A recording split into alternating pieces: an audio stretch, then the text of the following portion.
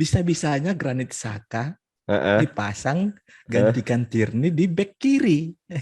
Iya, Nggak iya. tahu dari mana Mm-mm, pemikirannya. mm-mm. Ada satu formasi yang absurd banget. Apa? 3-4-1-1-1.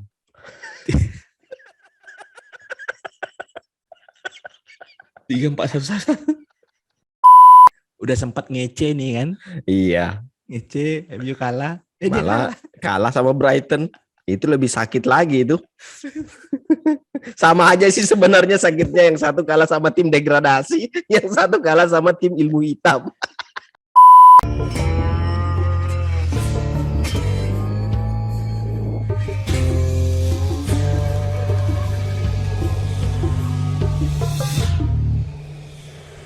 Welcome back to the number 10 show, episode 17. 17? 18? 18 kayaknya. Episode 18 ya? Oke. Ya. Halo Midian, kami berdua lagi karena kakak Timi belum bisa join, masih sibuk ngurus trading dia. Ngurus binary option. Iya, ngurus binary option. Gimana kabarnya Yan? Sehat, Aman ya? sehat, Wan. Aman ya? Aman. Oke. Langsung saja, ini materinya nggak banyak nih di episode 18 ini, cuma 2 review EPL sama preview Champions League. Sebagai catatan bagi yang melewatkan episode 17, di episode sebelumnya itu kami sempat bikin prediksi Champions League leg pertama, dan ya over undernya dapet gitu. Jadi kalau misalnya ada yang mau berguru sama Midian, bisa dijapri langsung di twitter.com/midianrajaguk.gk. Untuk topik pertama, review EPL. Gimana ya, Liverpool Manchester City? Ini kita langsung ke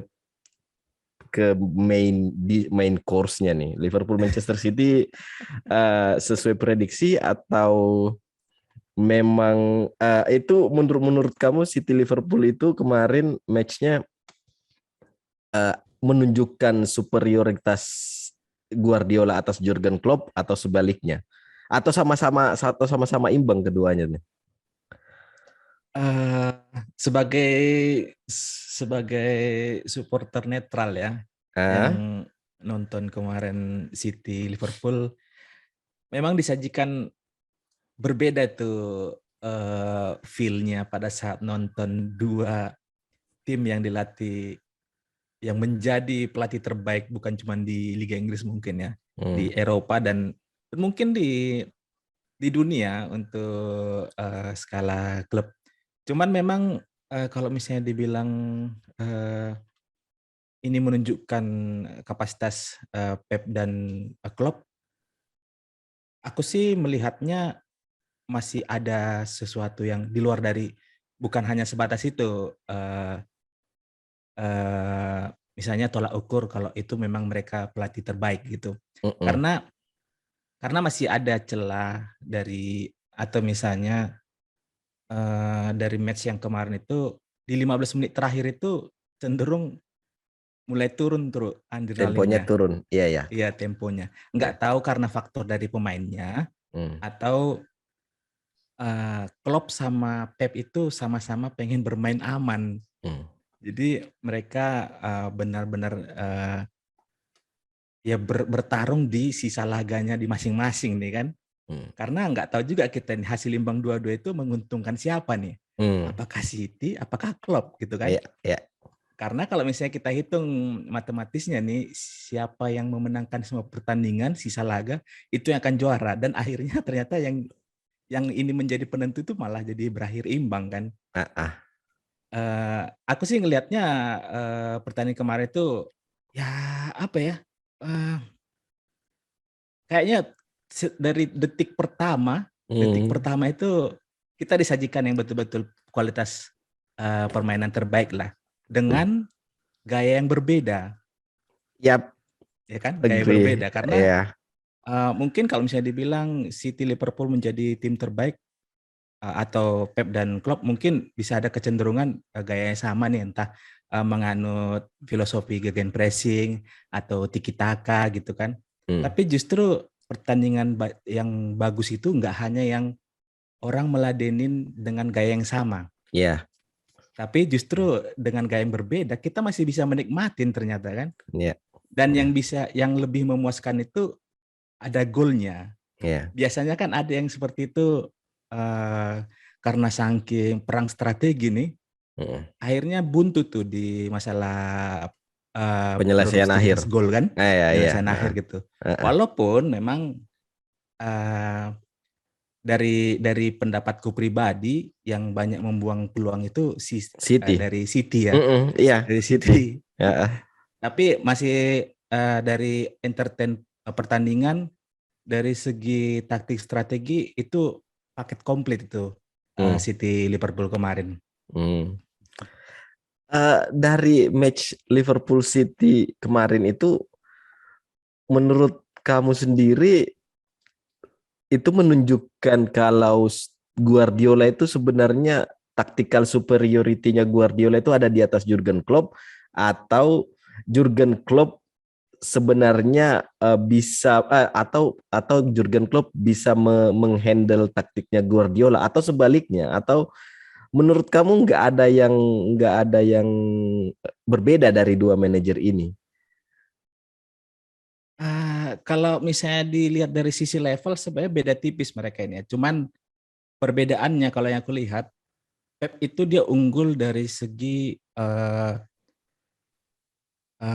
komposisi taktik itu nggak hanya mentok di satu taktik tuh. Strategi misalnya gitu kan. Kalau misalnya kemarin kan City itu jarang sekali dulu kalau misalnya di pertandingan di luar dari match kemarin lawan Liverpool itu jarang dia main long ball. Tapi semalam itu dia tiba-tiba main long ball dia itu. Dan walaupun misalnya ada beberapa peluang yang contohnya itu yang golnya Sterling kalau nggak salah itu yang offside terperangkap offside trap-nya defense lainnya Liverpool kan. Ya. Nah, sedangkan kalau Klopp aku lihat dia keunggulannya materi pemainnya dia betul-betul kedalaman squadnya ya. Aku lihat ya kedalaman squadnya dia mau lawan siapapun yang tipe bermainnya bagaimanapun lini depannya itu tetap tajam tuh. Nggak buntu tuh. Iya. Di sisi lini belakang yang aku lihat bermain jelek seperti apapun kedua fullbacknya, selama masih ada Virgil van Dijk itu kayaknya masih aman-aman aja. Jadi kalau dari segi kualitas mungkin beda tipis, tapi kalau yang aku lihat dari sisi Pep itu dia bisa adaptasi cepat itu akan lawan siapa dia. Kalau Klopp memang keunggulannya kedalaman squadnya itu memang lagi bagus nih. Makanya sebenarnya yang lebih kalau kita lihat jangka panjangnya, Liverpool lebih mengkhawatirkan kalau misalnya musim depan sudah nggak ada Mane, sudah nggak ada Muhammad Salah gitu. Ya. Walaupun dibilang ada Luis Diaz, tapi ayolah dia baru musim pertama nih di Inggris. Betul. Gitu. Kalau aku sih ngeliatnya gitu, Bang. Kalau aku sepakat dengan statementmu. Ya Guardiola menurutku juga ada sedikit di atasnya Liverpool, karena yang pernah aku baca di beberapa media itu Guardiola itu sebelum match lawan Liverpool, Guardiola itu jengkel dengan taktiknya Klopp. Karena Klopp itu kan main yang press ketat tengah lapangan, areanya sempit, jaraknya sempit. Makanya ketika lawan Liverpool kemarin Guardiola main long ball loh. Kok bisa-bisanya Guardiola ini main long ball, dan itu membuktikan kalau benar Guardiola bisa menerapkan taktik yang pada akhirnya membuat Liverpool selama 45 menit itu bingung mau ngapain. Bingung mau menghadapi taktiknya City itu seperti apa. Dan yang bikin aku menganggap Guardiola juga ada di atas Klopp adalah penempatan dan penempatan pemain ya, role pemain. Saya sempat heran ketika Bernardo Silva itu diplot sebagai pivot. Hmm. Aku bingungnya kok Bernardo Silva kecil disuruh jadi pivot. Sementara ada pemain lain yang bisa memerankan posisi itu. Tapi pada saat berjalan 10 menit, 15 menit, Bernardo Silva itu perannya memang enggak yang lebih ke depan, tapi lebih ke gimana caranya dia bisa melepaskan distribusi bolanya dia yang diagonal pas. Dan satu hal yang membedakan membedakan City sama Liverpool adalah pemanfaatan fullback sih kalau menurutku kemarin ya. Sama-sama attacking, sama-sama high defensive line, tapi bedanya adalah kalau Liverpool itu Trent sama Robertson itu lebih ke build up, Joao Cancelo sama Kyle Walker itu sama sekali mereka itu lebih fokus ke run in behind. Jadi kayak mereka nunggu timing, dan beberapa kali kan di babak pertama Cancelo lepas dari perangkap offside, terus diagonal cut inside, terus ada peluang tapi gagal masuk gitu kan. Iya. Ada satu lagi yang tadi saya baca di The Athletic itu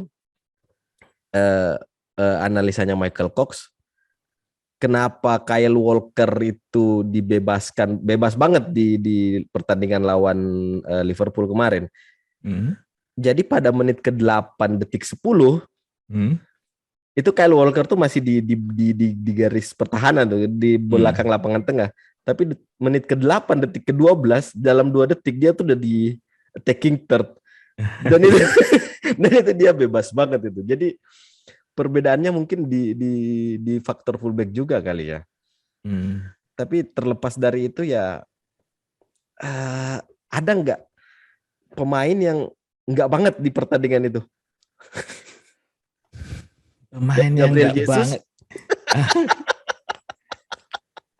Ya kalau misalnya yang nggak banget dari sisi yang bakalan mempengaruhi hasil akhir pertandingan, memang hanya dari City yang aku lihat ya. Yang pertama Gabriel Jesus, yang kedua mungkin nggak tahu apa yang dipikiran seorang Riyad Mahrez, ingin mencetak gol indah di menit-menit akhir mungkin, tapi justru malah jadi bloopers lah, misalnya dibilang nendang burung kan. Tapi secara keseluruhan overall 90 menit yang paling bapuk memang Gabriel Jesus ya, karena kalau nggak salah 2 peluang yang sebenarnya dia tipikal City banget gitu, harusnya golnya itu cut inside, track back lagi, umpan tarik lah ke kotak penalti, pasti sudah ada Kevin De Bruyne dengan Sterling di kotak penalti, harusnya City bisa memenangkan pertandingan. Aku sih ngelihatnya sih, tapi kalau misalnya secara komposisi tim dari aliran bola dan sisi set play, nggak ada sih yang kelihatan buruk gitu, kurang gitu. Cuman dari memang finishing City yang selama ini menjadi salah satu titik lemahnya ini beda dengan lemahnya City dengan lemahnya MU ya. Jadi, jangan disamakan nih, lemahnya City itu mungkin jadi kehebatannya MU tuh. Jadi salah satu kekurangan dari City itu mungkin karena krisis striker ya, sejak peninggalannya Kun Aguero. Jadi mungkin hanya Gabriel Jesus saja sih kalau dari yang penglihatanku yang nggak banget. Di luar dari momen kocak lagi Ederson.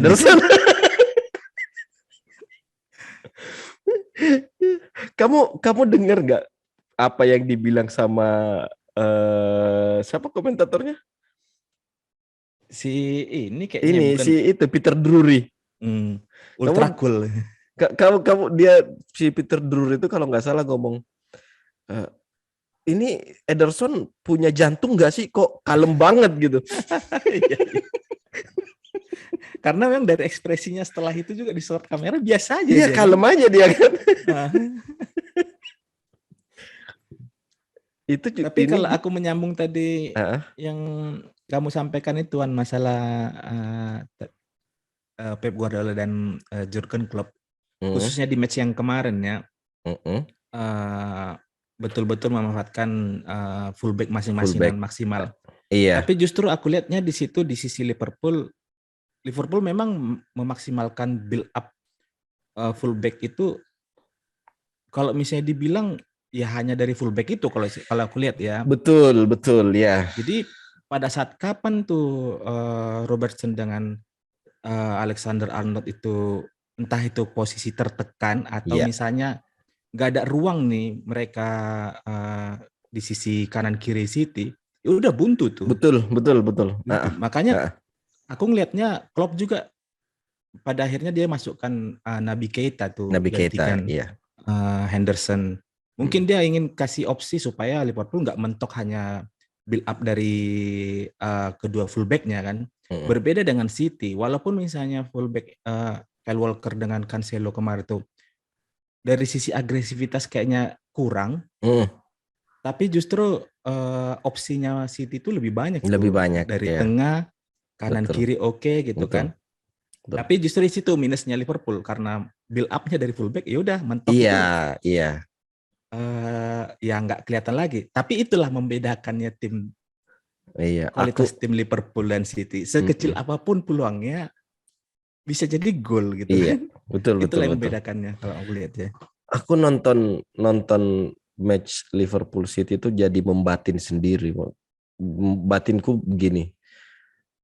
Ini kalau nggak ada perubahan di United khususnya, butuh beberapa tahun bagi United untuk menyamai apa level yang sekarang City sama Liverpool. Bahkan nggak cuma United, Arsenal dan Chelsea pun ketinggalan banget ketika melihat match kemarin tuh benar-benar full taktik dan pemain yang sebenarnya kalau misalnya kita pikir nggak layak di posisi itu tapi bisa memerankan posisi itu gitu kan. Iya.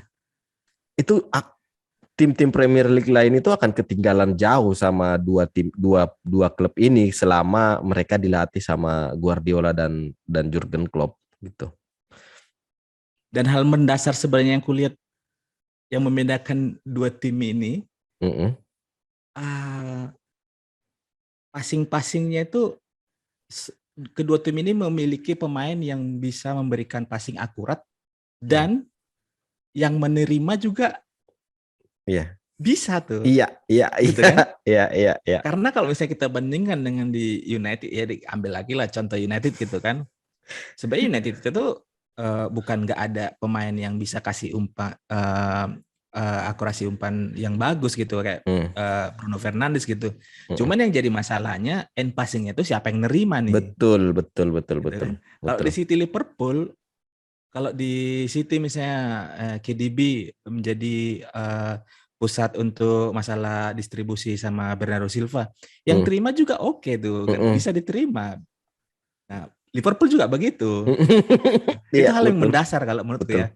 Passingnya tuh kita nontonnya tuh nggak ada jeda yang misalnya di rentang waktu misalnya dikuasai bola 10 detik itu stabil tuh distribusi bolanya misalnya. Nggak ada yang misalnya kayak kita nonton Liga Indonesia lah misalnya kan. Iya betul. Iya. 3 detik kita lagi gini-gini kan. Tahu-tahu gitu kan. Itu bukan karena peluang cetak gol. Tapi karena passing tuh. Kan? Iya.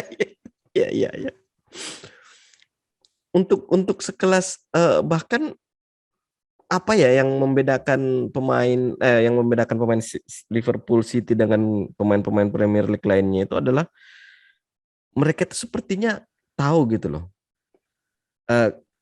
ruang yang harus mereka isi pada saat build up, pada saat out of possession, pada saat transisi itu mereka kayak sudah terekam dalam kepalanya mereka gitu.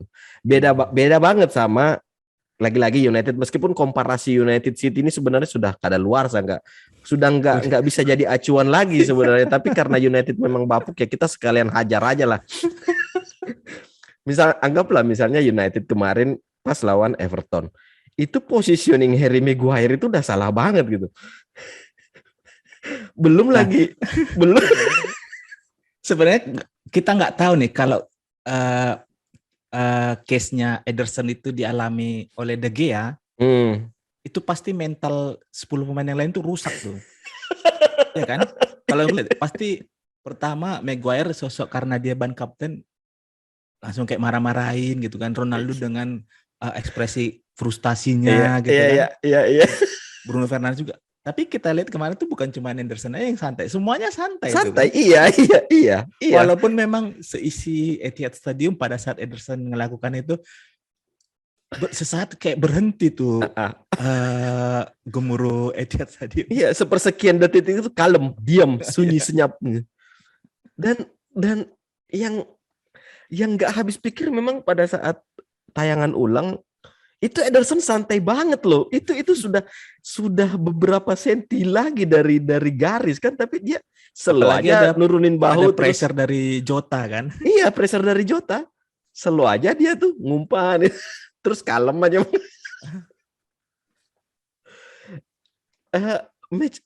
Pertandingan derby Super Sunday kemarin itu menurutmu jadi ajang pembuktian antara dua kiper Brazil juga nggak sih? Ini kan setelah sekian lama baru ada kita melihat Brazil memproduksi kiper yang bisa bicara di level Eropa setelah terakhir mungkin siapa? Dida ya, kayaknya. Dida terakhir ya. Dan setelah saya ngulik di internet, Ederson dulu aslinya memang bukan kiper. Jadi dulu dia itu bek kiri. Dia itu bek kiri, tapi karena dia malas lari, disuruhlah sama pelatihnya jadi kiper dan akhirnya dia bisa gitu. Mungkin itu faktor tambahan juga kenapa dia bisa distribusi bola ke sesama bek gitu. Tapi menurutmu ini match ini juga jadi ini enggak sih pembuktian kalau sebenarnya pembuktian dua kiper Brazil? Kalau aku lihat sih enggak ya, karena aku bukan bilang Alisson tuh nggak bagus. Cuman kalau kita mau bilang pembuktian, setidaknya mereka setara lah gitu kan. Produksi kiper Brazil tuh sekarang ini punya pilihan yang cukup bagus. Tapi aku ngelihatnya Alisson itu lebih sering melakukan kesalahan. Iya, kesalahan gitu kan. Karena kesalahannya sebenarnya kesalahan yang nggak penting sebenarnya. Gitu kan. Dan yang aku lihat perbandingan antara Alisson dengan Ederson itu, Ederson lebih bagus dari sisi komando, bukan? Kalau Pep Guardiola pengen build up dari kiper, Ederson bisa tuh. Bukan hanya akurasi passingnya ya. Alisson juga bagus akurasi passingnya, cuman masalah timing kapan melepaskan passingnya. Gitu. Kalau Alisson mungkin karena nggak tahu karena body posturnya lebih besar, jadi agak lebih lambat dia ngambil keputusan passing. Alisson keuntungannya dia jagonya kalau pada saat one on one masalah manfaatkan lebar badannya tuh. Karena memang posturnya mendukung gitu kan. Kalau Alisson secara rata-rata Ederson tuh lebih komplit kalau aku lihat. Jadi kalau misalnya dibilang ini ajang pembuktian kayaknya enggak ya, karena sebenarnya dua ini sama-sama kiper bagus. Justru kalau aku lihat itu Alisson dibanding De Gea lebih di atasnya kalau aku lihat ya, secara dari shot stopping shot stopping ability mungkin ya. Iya. Dan dari kelengkapan ini ya ability kipernya ya, keepingnya. Tapi kalau kita bandingkan Ederson, Alisson ya udah jelas Ederson sih kalau aku lihat. Oke. Super Sunday kemarin juga siapa menurut kamu pemain yang layak jadi man of the match? Ini yang menarik nih. Aku ada beberapa nama, tapi mungkin pilihan kita itu sama. Oke, jadi kenapa aku bilang menarik? Karena aku lihat itu dari sisi fanbase-nya Liverpool, City itu berbeda. Kalau dari aku pribadi sih KDB kalau aku lihat ya. KDB ya, oke. KDB karena kalau nggak salah di 5 menit terakhir 85 sampai 90, dia satu-satunya pemain kayaknya yang kulihat bisa sprint dari belakang ke depan buat ngepres. Padahal hitungannya gimana ya? Yang lain itu sudah ngos-ngosan. Di awal tadi saya sampaikan 15 menit terakhir itu temponya kurang tuh. Kalau yang aku lihat faktornya sih karena ini sudah memasuki akhir musim. Ya. Terlebih Pasti, mereka juga punya kompetisi Eropa juga, jadi harus jaga ini kan. punya kompetisi di luar dari Liga Inggris. Habis 2 minggu, 3 minggu lalu baru balik dari international break gitu kan. Sudah mendekati rumus, sudah pasti tuh kondisi fisiknya sudah agak mulai menurun. Tapi yang aku lihat KDB itu konsisten di 90 menit. Masalah yang paling kelihatan dari larinya sih kalau aku lihat ya. Sama ya golnya yang pertama. Yang pertama. Itu Untuk deflection sekelas sih. KDB, kalau pemain lain mungkin itu bisa jadi keberuntungan. Tapi KDB itu memang ya walaupun dibilang deflect-nya itu kalau misalnya nggak deflect itu nggak bakalan gol. Tapi siapa coba yang mungkin punya kaki kanan dominan, Dan kaki kiri punya ya. kepikiran syuting pakai kaki kiri gitu kan, posisi kayak gitu. Nah itu sih yang kalau dari aku sendiri yang jadi pemain man of the match di Super Sunday kemarin itu KDB. Kalau lu siapa? Cancelo kalau aku. Cancelo ya. Awalnya sih banyak kan aku juga Cancelo, cuman mungkin karena aku bandingkan di match sebelumnya Cancelo tuh bisa lebih jago dari itu. Ya. Momennya Cancelo memang pada saat itu kan yang dia ngerebut bola dari Salah, malah digocek Salah sama siapa tuh satu lagi tuh. Ada pelanggaran tuh. Iya. Tapi kenapa Cancelo dari menurut pandangan Cancelo itu kan dia aslinya kiri kan.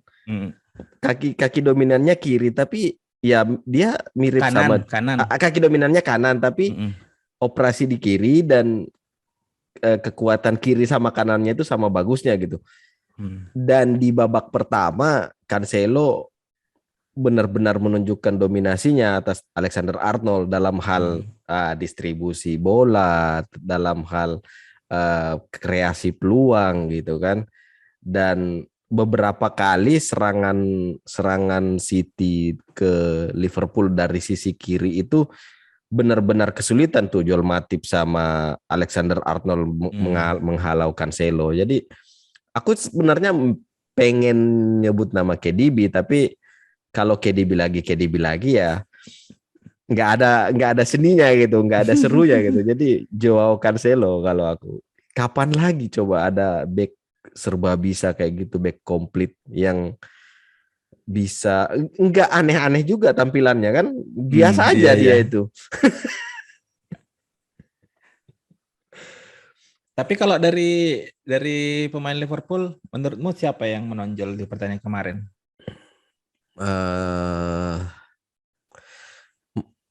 Kalau aku Salah sama Mane itu biasa aja kemarin tuh, nggak ada yang ini. Van Dijk juga biasa aja sih. Siapa ya? Thiago mungkin iya. Thiago mungkin. Robertson juga sebenarnya melebihi ekspektasi sih di pertandingan kemarin tuh. Jika kita bandingkan dengan match-match dia sebelumnya kan. Ini di match lawan Liverpool, lawan City, Robertson jadi lebih agresif. Bahkan golnya Liverpool itu kan dari gol pertama. Iya, dari link up dua fullback. Iya. Mungkin kalau aku dari itu Thiago mungkin. Thiago nggak begitu menonjol dalam hal penguasaan bola atau kreasi peluang, tapi dia itu mungkin yang bisa menjaga stabilitas, karena kalau aku lihat di babak pertama dan babak kedua Fabinho itu kurang banget loh di lini tengahnya Liverpool. Mungkin ya Henderson aja sih sama Thiago, dan dari 3 pemain itu Thiago kalau aku. Jadi man of the match mungkin Thiago. Justru mungkin di situ dilihat si Pep Guardiola kenapa yang dipasangnya di pivot itu Bernardo Silva.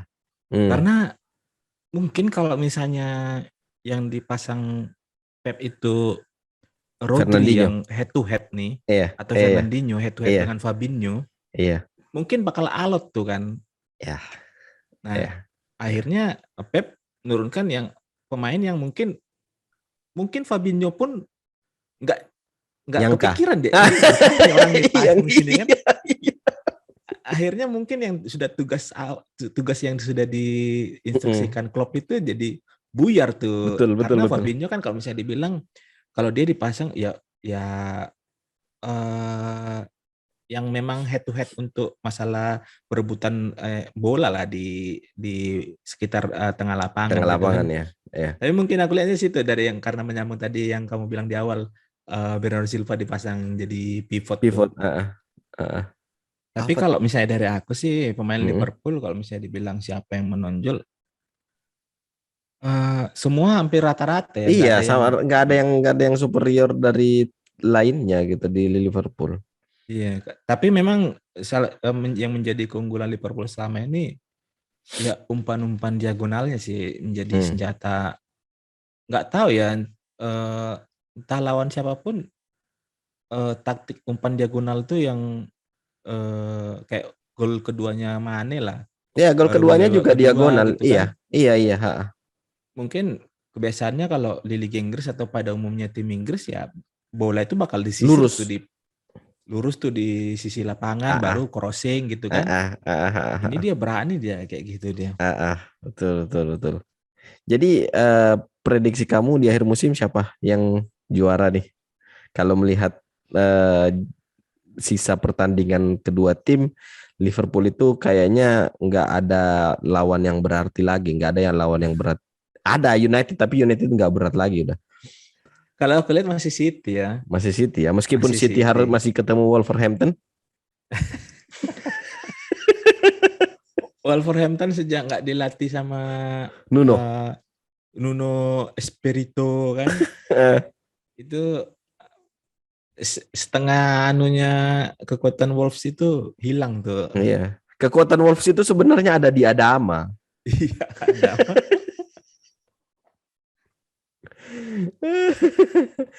Oke, di match lainnya di weekend kemarin Brentford secara mengejutkan menang lawan West Ham 2-0. Ini membuat perebutan di tempat keempat di Big Four Premier League ini jadi makin makin seru nih.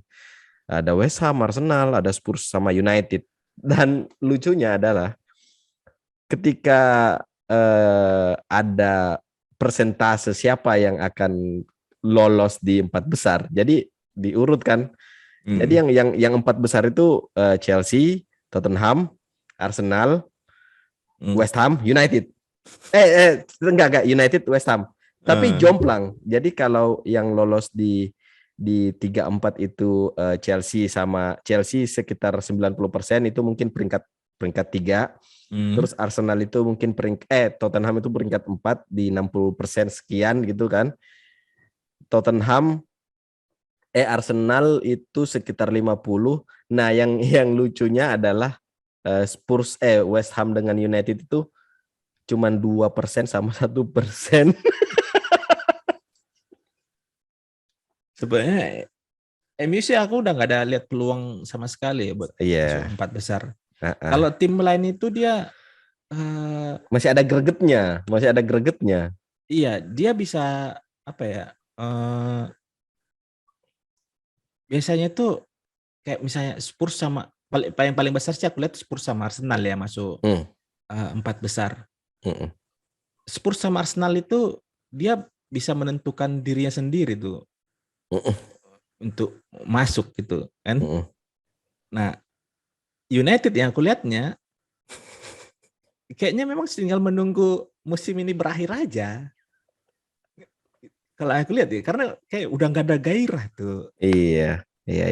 Entah karena bebannya itu Ronaldo mungkin pikirannya United itu nggak sepantasnya berebut empat besar gitu kan. Takut juga mengiyakan. Kalau misalnya Ronaldo beneran berpikiran seperti itu ya, aku sepakat dengan Ronaldo gitu. Karena ya udahlah gitu kan. Tapi curiganya jangan sampai Ronaldo lupa ingatan kalau United sudah tersingkir dari Champions League. Jangan sampai dipikir masih ada kok Champions League. Iya, iya. Kalau juara kan bisa masuk tuh kan. Jangan sampai kebanyakan dia sauna, akhirnya otaknya itu agak-agak lembek dikit kan. Bahaya juga ini. Postingan story Ronaldo terakhir tuh sauna lagi kan. Aduh. Postingan terakhirnya ini dia minta maaf dia. Oh, yang lempar HP kan. Yang menarik di akhir pekan kemarin itu adalah Arsenal lawan Brighton. Main di Emirates kalah 1-2. Gimana kamu melihat, nonton nggak match Arsenal? Aku nggak nonton match ini, cuman aku bersyukur hasilnya kan. Kalau United itu memang 1-2 bulan ini memang sudah ampas lah. Arsenal ini kan di 2 match terakhir tuh kalah terus kan. Tandang. Setelah performa sebelumnya tuh win streak tuh, menang beruntun tuh kan, konsisten dia. Nah, memang sedikit mengejutkan Arsenal bisa kalah di Emirates, tapi pada akhirnya pada saat lihat lawannya ternyata Brighton Brighton ini kan kombinasi kalau aku lihat Stoke City sama Burnley. Iya. Jadi dua kekuatan bersatu nih, apalagi aku paling ingat musim lalu tuh musuh utama fans Arsenal itu salah satunya pemain Burnley nih, si Neil Maupay itu. Neil Maupay. Nggak tahu nih, aku cek dulu. Jangan-jangan dia juga cek kemarin. Enggak, kayaknya bukan Maupay, kayak aku lupa. Aku nonton tapi pertandingan bukan Maupay, si Trossard sama aku lupa yang satunya siapa. Pascal Gross. Pascal Gross ya. Itu menurut pemain Brighton, Pascal Gross itu pemain paling lambat di. Bukan Pascal Gross. Hampir mirip sama Maupay. Mwepu. Mwepu ya, itu golnya bagus itu, Mwepu itu. Itu salah satu pemain terbaik di Brighton juga kemarin, man of the match dia. Mwepu ya. Tapi memang yang aku bikin tambah semakin lelucon Arsenal ini kembali lagi membangkitkan gairahku nih menonton AFTV kan. Pada saat melihat komposisi pemain diturunkan Arteta. Bisa-bisanya Granit Xhaka dipasang gantikan Tierney di bek kiri. Nggak tahu dari mana pemikirannya. Itu yang bikin Mwepu jadi beringas banget di meskipun sebenarnya posisinya Mwepu itu gelandang tengah ya, tapi pada saat pertandingan lawan Arsenal itu dia sering banget tuh di sebelah kanan. Dan golnya juga itu golnya Brighton itu build up play yang itu bagus banget menurutku. Fun fact yang menarik adalah Brighton, kenapa dari kemarin kita ngomongin Brighton itu salah satu tim yang menganut ilmu hitam. Jadi ternyata setelah aku cari-cari, Brighton itu salah satu dari sedikit tim di Premier League yang formasinya lebih dari 30 selama satu musim. Berarti siapa Graham Potter? Ini kalau misalnya dia datang pinangan dari United nih, dia presentasinya bisa 3 jam sendiri ya buat bahas ini nih opsi-opsi match, opsi-opsi formasi gitu kan. Detailnya gini, formasi 3-5-2 itu 8 kali, formasi 4-2-3-1 itu 5 kali, 3-4-2-1 itu 4 kali, 4-1-2-1-2 4 kali, 4-1-4-1 1 kali. 4-1-4-1 ada juga ya? Ada juga. 4-4 sering-sering nonton MU zamannya Ferguson. Iya. 4-4-2 3 kali, Itu termasuk 4-4-2 diamond ya. 3-4-2-1 2 kali, 4-3-3 2 kali, 3-1-4-2 juga pernah dipakai sama dia 2 kali, 3-4-1-2 juga pernah dipakai sama dia 1 kali. Dan ada satu formasi yang absurd banget. Apa? 3-4-1-1-1.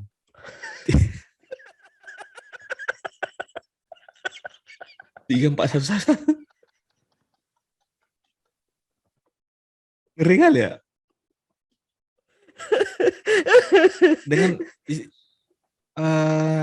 misalnya kan paling tidak itu kalau misalnya kita pelatih yang punya banyak stok formasi itu kan karena pemain yang dipunya itu kan merata tuh, banyak tuh misalnya kan. Dalam squadnya banyak tuh kan. Ini sekelas Brighton tuh dibikin kayak gitu tuh. Sekelas Brighton yang strikernya Neil Maupay yang main di Liga 1 Prancis dulu itu golnya cuma 1 2015. Dan dia Welbeck ya. ini Graham Potter ini pelatih petualang memang. Dan yang lebih absurdnya lagi adalah ternyata Brightonnya Graham Potter ini adalah tim yang paling sering mengganti formasi di babak kedua. Jadi bayangin aja kalau saya babak pertama 3-5-2 buntu diganti sama dia 4-4-2. Kacau nih Graham Potter ini. Sekarang peringkat berapa mereka ya? 12? 13? 11 ya? Iya, papan tengah kok. Oke lah ya. Iya makanya kan. Dibanding Leeds, Everton. Jadi bukan tanpa alasan kalau kemarin itu Graham Potter dikait-kaitkan jadi manajer Inggris. Tapi ternyata menyedihkan juga nih Arsenal nih. Kalau lihat formnya Brighton nih, 5 pertandingan sebelumnya itu cuma sekali imbang. Makanya tim absurd ini, tim ilmu hitam memang Brighton ini. Aku pas Brighton main, aku pikir Neil Maupay itu dipasang jadi striker kan. Welbeck yang dipasang sama si Trossard. Itu pikirannya itu di mana itu Graham Potter tiba-tiba. Padahal Maupay fit.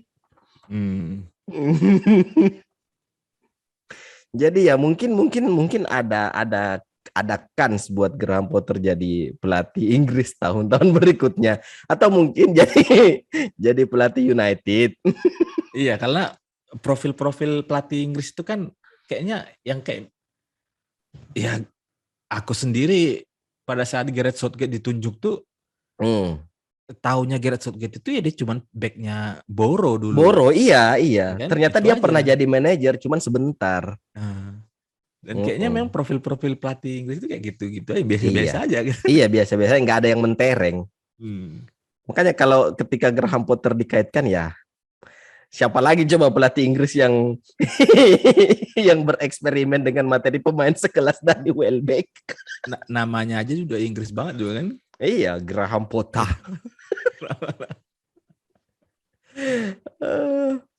Satu pertandingan lain yang menarik itu adalah Newcastle Wolves. Sekarang Newcastle jadi semakin aman dari zona degradasi, dan di catatan saya dari 21 sejak penunjukan Eddie Howe di November kemarin 2021, Wolves itu sudah main 21 pertandingan, 7 kali kalah, 5 kali seri, dan 8 kali menang. Dan formasinya setelah 3 minggu 1 bulan penyesuaian di St. James Park, akhirnya Eddie Howe memutuskan untuk pakai 4-3-3, dan itu mungkin formasi yang meng-unlock Joelinton sebagai hybrid nomor 8. Tapi yang menarik sih aku lihat dari Newcastle ini, ada satu pemain yang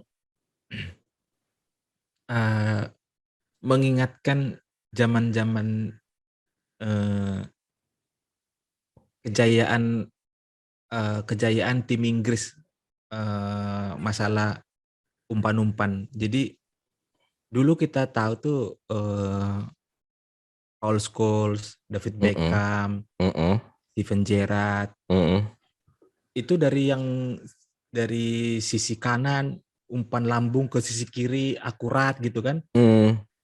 Sekarang itu udah jarang tuh pemain yang kayak gitu dan mungkin menjadi salah satu eh, tumor ganasnya United kenapa sejauh ini ampas terus nggak ada pemain yang kayak gitu dan Mm-mm. di Newcastle itu masih ada satu orang yang kulihat dan di match kemarin juga Mm-mm. Newcastle itu salah satu tim yang sering aku tonton di luar dari United, Leeds, Arsenal, Newcastle tuh. Mm. Dan di sosok di tim Newcastle ini John Joe Shelby, Iya. aku lihat itu eh, seorang gelandang klasik kalau Ah, aku bilangnya ya. ah. Gelandang klasik tuh yang kontrol bola bisa, distribusi bola bisa tuh. Mm. Larinya nggak ada tapi. Iya, memang Iya, dia nggak iya. kayak Carrick lah dia. Betul betul betul betul. Kalau kita Dan kalau kita lihat di statistik FIFA 22, John Joe Shelby itu speednya cuma 45 kayaknya.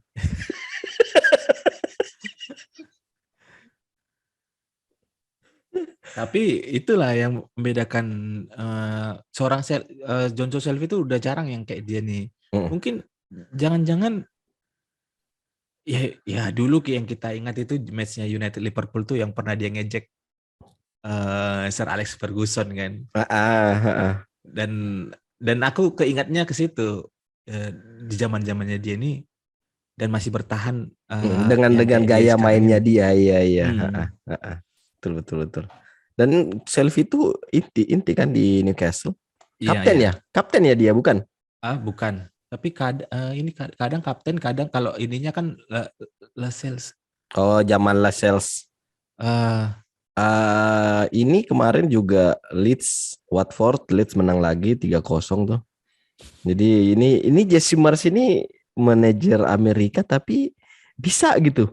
Bisa gitu bicara meskipun cuma setengah musim, meskipun cuma iya. sisa musim. Kita nggak tahu nih musim depan nanti gimana dia.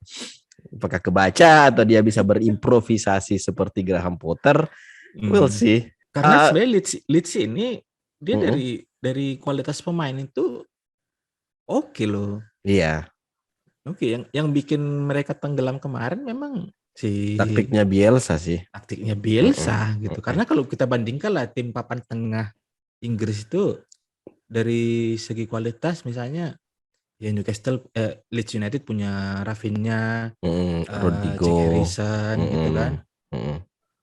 Ya the one and only Luke Ayling. Kemarin Jack Harrison ngegolin, golnya bagus itu. Ya.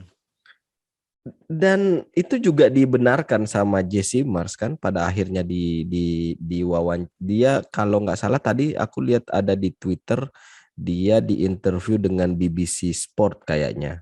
BBC Hmm. Sport atau apa gitu. Football sport apa tal sport gitu.